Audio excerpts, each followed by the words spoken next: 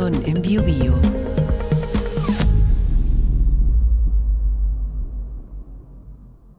La caída del muro de Berlín y el fin de la Unión Soviética tuvieron indudables consecuencias internacionales y políticas. Los hechos también repercutieron en la historiografía. Se produjo entonces la llamada Revolución de los Archivos, como recuerda Carl Schlegel en la introducción a su monumental libro Terror y Utopía, Moscú en 1937, publicado por Acantilado en 2014 y que tiene 999 páginas. Con ese concepto quiere ilustrar el autor sobre la disponibilidad de nuevos archivos, como es el caso de los soviéticos, que le sirvieron a él para adentrarse a uno de los momentos más sobrecogedores del siglo XX, una época que por sí tiene muchos episodios espeluznantes. Dicho sea de paso, hoy ya no existe esa libertad de consulta a los archivos, como sí la hubo durante algún tiempo tras el fin del comunismo en la Unión Soviética. Este libro se refiere a un momento culminante como fue el año 1937 en la Unión Soviética. De ahí que valga la pena comentarlo en nuestra habitual revisión de libros en Biobío TV. Se trataba de una fecha importante. Ese año se conmemoraban las 2 décadas del triunfo de la revolución bolchevique, que había emergido triunfante bajo el liderazgo de Lenin en 1917, anunciando una nueva era en la historia de la humanidad. Hacia el preludio de la Segunda Guerra Mundial ya habían pasado muchas cosas en la Unión Soviética. Desde 1924, por ejemplo, gobernaba Stalin, que en general había dado continuidad al proceso iniciado por Lenin, con el gobierno de partido único, la omnipresencia del Gulag y el Estado policial, además de una nueva economía. Pero también el autócrata había tenido sus elementos originales, como era la colectivización del campo y la persecución al interior del grupo gobernante, es decir, del propio Partido Comunista, procesos que encabezó Stalin con mano de hierro y que causaron millones de víctimas. Este último precisamente es el tema que trata el libro Terror y Utopía, una gran investigación basada en los archivos abiertos en las últimas décadas y en una amplia bibliografía existente desde hace casi 90 años, que además cuenta con una forma muy original de tratar el drama. Moscú, la capital de la Unión Soviética, es el lugar escogido como punto de referencia, donde se desarrollaron importantes cambios geográficos y también arquitectónicos que procuran mostrar la grandeza de la era staliniana. Los temas desarrollados son abundantes: el directorio telefónico de 1936, el censo del año siguiente, que, dicho sea de paso, tuvo menos gente de la prevista por las autoridades, porque simplemente desapareció, las celebraciones del aniversario de Pushkin, el momento artístico, los desfiles de deportistas y militares, los mundos infantiles y las fábricas de automóviles, entre muchos otros temas que trata esta obra. A ellos se suman algunos aspectos de carácter internacional: las visitas a Moscú de figuras como Leon Feuchtwanger, una interesante referencia a los Estados Unidos, la participación soviética en la Exposición Universal de París, donde buscaba mostrar el progreso alcanzado en los últimos años, así como la presencia en la Guerra Civil Española, que por entonces todavía tenía un resultado abierto. Sin embargo, como indica el nombre de la obra, el tema central es otro. El año del 20º aniversario se convirtió en la expresión más sangrienta y brutal del poder del régimen comunista, cuando se llevó a cabo una de las dimensiones del Gran Terror.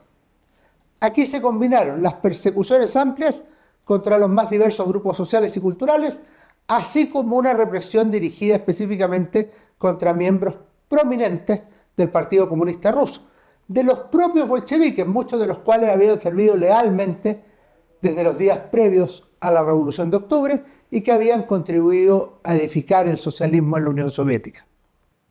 Las purgas marcarían el fin de toda una generación.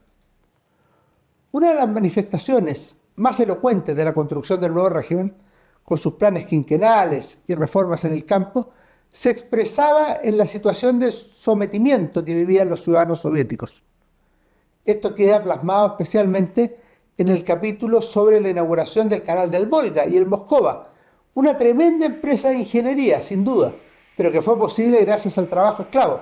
Así, literalmente repitiendo la fórmula que habían denunciado algunos con ocasión de la colectivización, cuando se decía la esclavitud es total.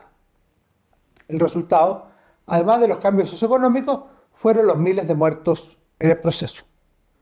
Sin duda el tema dominante del libro, que recrea muy bien algunos problemas centrales de la época, son los procesos seguidos contra los bolcheviques y todos aquellos que eran acusados de trotskista, una fórmula generalizadora que siempre rendía buenos frutos para aplastar al adversario, fuera quien fuera, a los que se sumó después sinovievista, saboteadores, contrarrevolucionarios, terroristas, planificadores de golpe de Estado e incluso instigadores de un posible asesinato del mismísimo Stalin. Todos estos delitos, frutos de la invención del poder y del deseo de exterminar a los enemigos, afectaron a los más variados personajes y contaron con la solícita complicidad de figuras como Yagoda y Yeshov, líderes de la policía del régimen, ambos caídos después en desgracia y luego ejecutados. En este ejercicio de poder y represión tuvieron especial importancia los famosos juicios públicos, verdaderos espectáculos en los cuales se combinaban denuncias inverosímiles con confesiones arrancadas en medio de la desesperación, habitualmente sin pruebas. Cada uno de esos procesos eran acontecimientos mediáticos que causaban impresión en los testigos y el aniquilamiento psicológico de los acusados. Vale la pena leer una carta de Bukharin, un conocido revolucionario bolchevique, Stalin, a fines de 1937, antes de enfrentar su proceso final, que dice en una parte: no puedo despedirme de la vida sin escribirte estas últimas líneas, pues me agitan unos tormentos que tú debes conocer. Detenido al borde de un abismo del que no hay retorno, te doy mi más absoluta palabra de honor de que no he cometido ninguno de los crímenes que he admitido durante la investigación. A continuación, pedía morir antes de soportar el proceso que se iniciaría, asegurando que no era enemigo del partido y tampoco de la Unión Soviética. Si era condenado a muerte, solicitaba poder tomar veneno en su celda en vez de sufrir el fusilamiento. Y si conservaba la vida, pedía poder emigrar a los Estados Unidos. Finalmente fue condenado y muerto el 15 de marzo de 1938.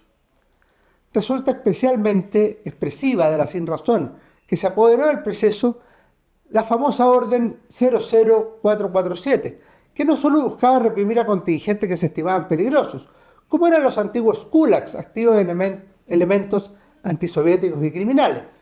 Para ello se fijaban cuotas de personas en sus respectivos castigos. Algunos irían al paredón, otros serían internados en los campos o prisiones por 8 o 10 años. La orden preveía el arresto de un total de 268.950 personas, de las cuales debían ser fusiladas 75.950. Los afectados estaban distribuidos en las distintas repúblicas soviéticas, así como sufrirían con especial fuerza algunas nacionalidades. La operación alemana llevó a la muerte al 76% de los condenados, mientras la operación polaca llegó a un 79%, es decir, 111.000 condenas a muerte. Como resume Schlegel, fue una guerra liberada contra el propio pueblo, en la que resultaron asesinados incluso numerosos campesinos analfabetos, acusados de trotskismo y actividad terrorista, palabras que seguramente escucharon por primera vez en su vida durante esos juicios. El tema del libro Terror y Utopía, Moscú en 1937, resulta tan apasionante como doloroso. En las páginas abunda la grandeza de los proyectos políticos y los planes económicos, combinados con la miseria moral de una época en que se desató una verdadera locura individual y colectiva. reflejado en el agotamiento total de la población que gastaba todas sus energías haciendo frente a la vida cotidiana. Asimismo, se vivía un frenesí y una desconfianza radical. Los poderosos extremaban su sevicia, abundaban los delatores, todos parecían sospechosos de algo, eran potenciales trotskistas, podían haber colaborado con el enemigo local o internacional sin saberlo, experimentar una venganza personal o simplemente caer en desgracia ante un jefe o un subordinado que lo denunciaba. Un gran logro de esta obra es que permite ver hombres y mujeres concretos detrás de las masas, personas reales en medio de cifras extraordinarias que tienden al anonadamiento de lo humano.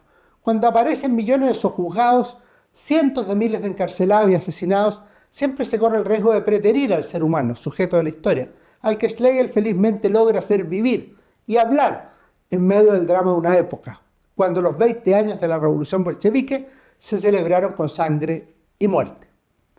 El capítulo dedicado al juicio y condena a Bukharin, héroe de la revolución y después caído en desgracia, es particularmente elocuente en este sentido. Se ha escrito mucho sobre el siglo XX y sobre la Unión Soviética, así como también sobre la figura de Stalin y el comunismo. También hay algunas obras relevantes sobre 1937 y el proceso de odio que se desató en el primer régimen comunista de la historia. En la literatura, El cero y el infinito de Arthur Koestler representa una exposición magistral sobre los juicios y confesiones de ese año fatídico, y lo hemos comentado aquí en BioBio TV. También hay otras obras recientes que han permitido estudiar y repensar la llamada autodestrucción de los bolcheviques.